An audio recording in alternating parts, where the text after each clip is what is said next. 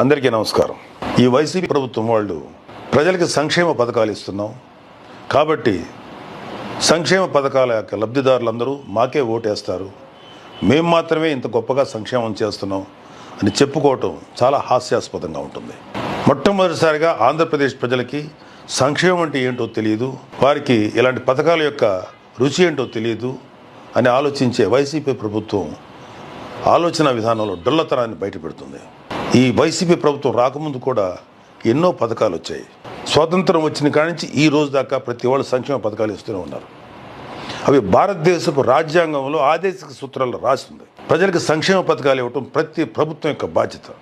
అది రాష్ట్ర ప్రభుత్వం కానీ కేంద్ర ప్రభుత్వం కానీ. మేమే ఇస్తున్నాం ఈ సంక్షేమ పథకాలను సంకలు గుద్దుకోవటం వైసీపీ వాళ్ళకి ఒక ఫ్యాషన్ అయిపోయింది.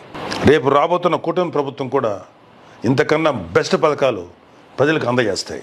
ఫర్ ఎగ్జాంపుల్, చదువుకునే ప్రతి బిడ్డకి 15,000 రూపాయలు ఇవ్వటం, ప్రతి గృహిణికి నెలకి 1,500 రూపాయలు ఇవ్వటం, నెలకి ప్రతి ఇంటికి 3 గ్యాస్ సిలిండర్లు ఉచితంగా ఇవ్వటం, యువకుల్ని గొప్ప వ్యాపారస్తులుగాను ఎంటర్ప్రెన్యూర్స్గాను మార్చడం కోసం అర్హత ఉన్న వారికి 20 లక్షల ఆర్థిక సహాయం పెట్టుబడిగా ఇస్తున్నారు.